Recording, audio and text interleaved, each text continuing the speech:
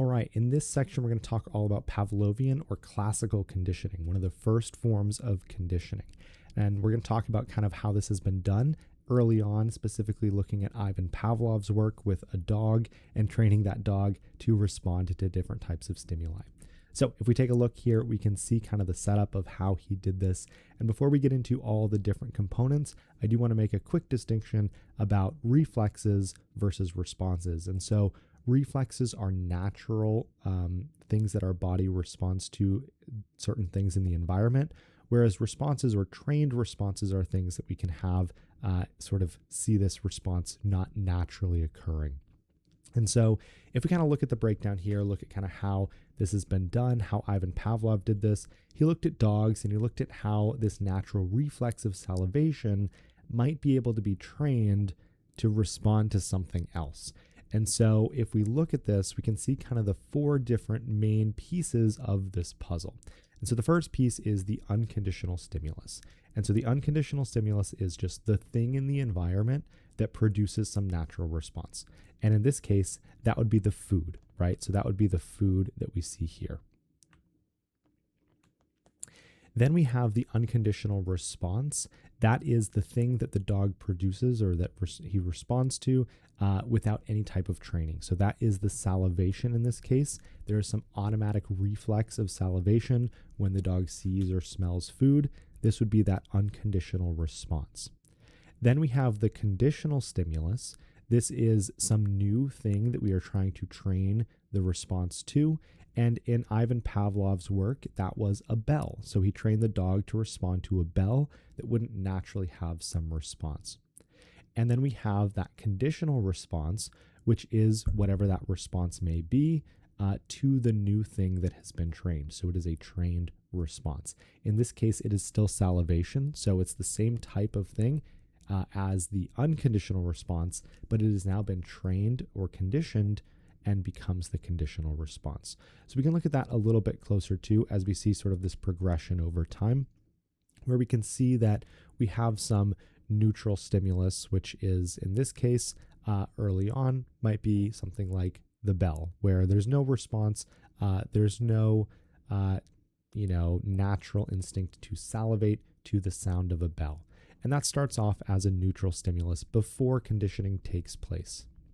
Then we have, again, that unconditional stimulus, which would be the food that produces some unconditional response, which would be the salivation. There's no need to train. There's nothing taking place that has learned this process. It's just a natural reflex. Then during this conditioning process, we see that neutral stimulus be trained and associated with the unconditional stimulus. So every time the dog sees or smells food, a bell is rung. And that produces this conditioning here, this link between these two things, and is what this learning or conditioning process really is. And then after conditioning, what we see is that neutral stimulus becomes the conditional stimulus because it has been trained, it has been associated and paired with that unconditional stimulus. So the neutral stimulus of the bell is now considered the conditional stimulus, and it produces some conditional response. And so we see this sort of pairing happen and take place, or kind of what we call the learning process of this pairing of the neutral and the unconditional stimulus to create the conditional stimulus, which is still the bell. And so over time, we kind of see this happening, and we see this kind of learning process take place. Now, not just how this takes place in this context, but also what's really interesting is to look at kind of the timing of how this happens. And so when we make this pairing is really important to show how strong this pairing actually takes hold and how strong this connection becomes. And so when we're doing that pairing process of taking that initial neutral stimulus and pairing it with the unconditional stimulus, it's important to kind of get that timing right to get a strong response. And so if we look at kind of these 5 different ways of pairing, we can really kind of see what happens here.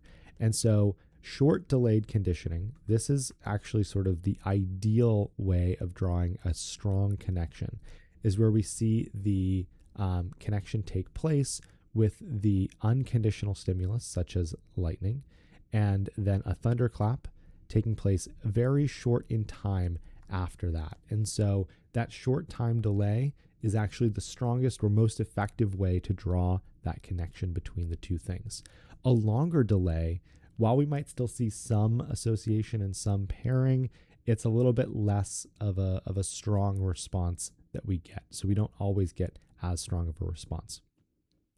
Trace conditioning is really interesting because most of the time trace conditioning doesn't really work well. So that's when there's a long delay between the two things. And if the delay is so long, we don't really draw that connection. It's not similar enough in time for us to be able to say, oh, these two things are associated, even if that's subconsciously. There's one sort of exception to this, and that is with food, right? And with taste aversion. And this is really interesting because when we eat food, it takes us time to digest that food, and then we might have problems if the food was bad at a much later period in time. And something about our bodies allows us to sort of overcome this delayed response and still draw some pairing between what we ate and us getting sick afterwards. And so while typically trace conditioning with long gaps between these connections doesn't work well, we do see a strong connection still appear in food aversion, where we'll still avoid that food that we knew made us sick, even though it took a longer time for us to see that response. Then we have simultaneous conditioning, and while this might sound enticing, it might sound like it should be the best, it actually tends to not work out well because we don't have a good way of drawing that connection of this came first and caused this next response. And so when they happen at the same time, it's harder for us to kind of disassociate the two and understand kind of what is causing that reaction. So simultaneous conditioning doesn't actually work as well as a short delay would work. And then lastly, we have backwards conditioning. And again, this is sort of the worst method here and actually sometimes works to break that association between the two things. So we see these, again, 4 different ways of timing this association and how it can affect how that association takes place. Another really cool thing about conditioning and kind of talking about this is we can look at how this has been used in the media and in different sort of advertising techniques as well. And I think this is really cool and it's been used for a long period of time. But the idea here is that companies might take some natural positive response that you have to something and associate it with their brand or their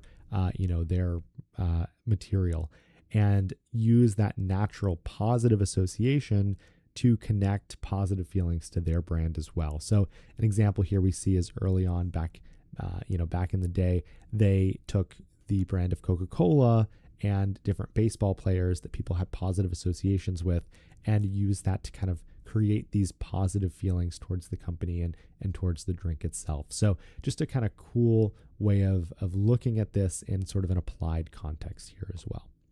So we can look at this first as stimulus generalization, and this is the idea of how we could take maybe a specific stimulus that should produce a response, but still have kind of responses to stimuli that look kind of like that one that should produce the response.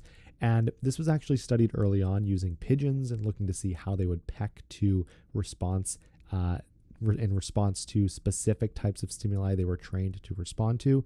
And in this case, we can see that the stimuli they were trained to respond to was a vertical line, right? So we see that here. This is the response they should be pecking at and indicate that is their target that they're supposed to respond to. And we do, in fact, see the highest rates of response to that stimuli itself. But similar angles, similar targets might produce still some levels of pecking and response, but that decreases the less like the target it looks like. And so what's interesting here is that we see generalization in that we are generalizing. We are seeing responses to similar stimuli when it looks kind of like the target. And so this is interesting to kind of think about, that it's not just an all or nothing, but instead we see sort of some generalization to stimuli that might appear somewhat similar. On the other hand, we have stimulus discrimination, which this is sort of the opposite, where we are really only responding to the exact type of stimulus that we are trained or supposed to respond to. And so if you see sort of the difference in the curve here, we really only see responses to that exact stimulus that we're looking at, whereas we see sharp declines, sharp drop-offs to stimuli that don't look exactly like the one that they're trained to respond to.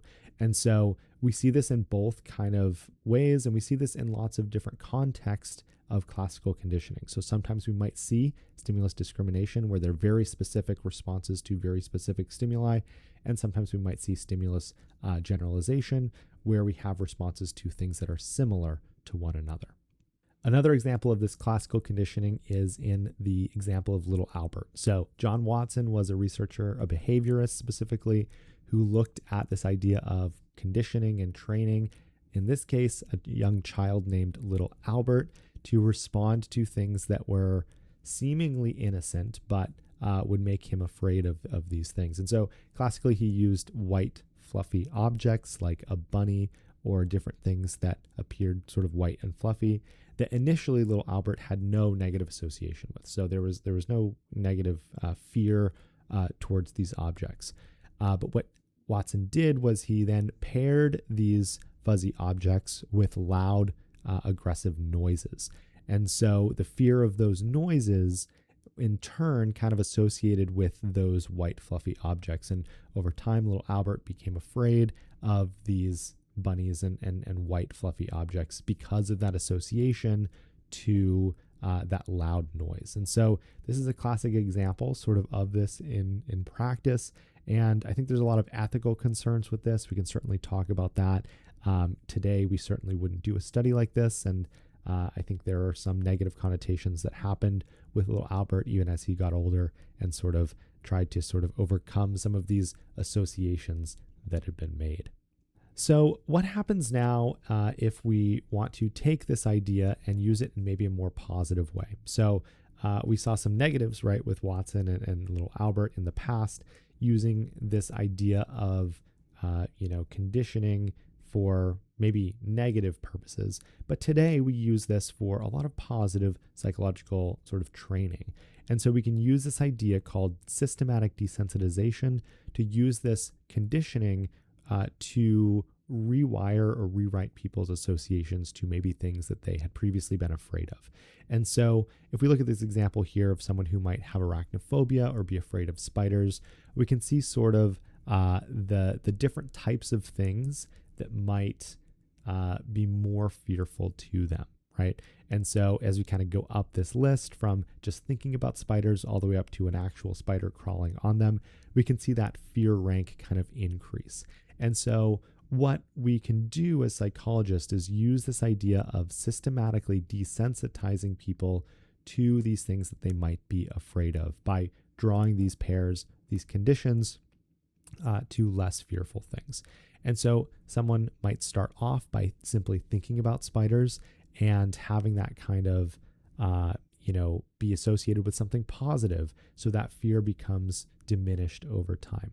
And then once that's gone, they can now start seeing a picture of a spider, and we associate that with positive things as well until that fear response decreases enough. And we work our way up all the way until we can have, well, in theory, a spider crawling on their skin with no negative associations, because we have worked that out through small incremental stages or systematic desensitization.